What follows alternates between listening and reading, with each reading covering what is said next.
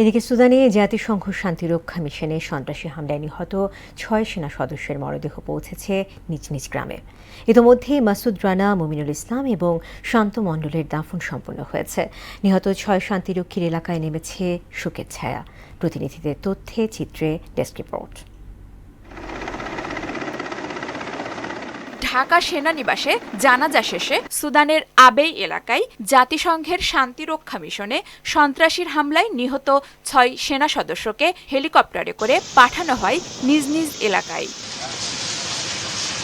মাসুদ রানার মরদেহ নাটোরে পৌঁছালে কান্নায় ভেঙে পড়েন তার স্বজনেরা। রোববার দুপুর ৩টার দিকে লালপুরের বোয়ালিয়াপাড়া পৌঁছায় জাতীয় পতাকায় মোড়ানো মাসুদের মরদেহ।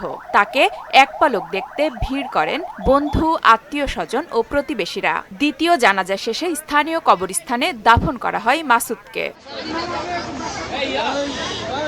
কুড়িগ্রামের মুমিনুল ইসলাম ও শান্ত মণ্ডলের ঢাকা সেনানিবাসে প্রথম জানাজা শেষে হেলিকপ্টারে করে 2 শহীদ সেনা সদস্যের মরদেহ উলিপুর নিয়ে যাওয়া হয়।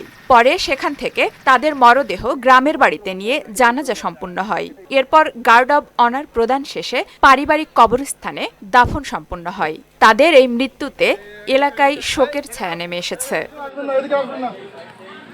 আফরিন পপি, মোহনা সংবাদ।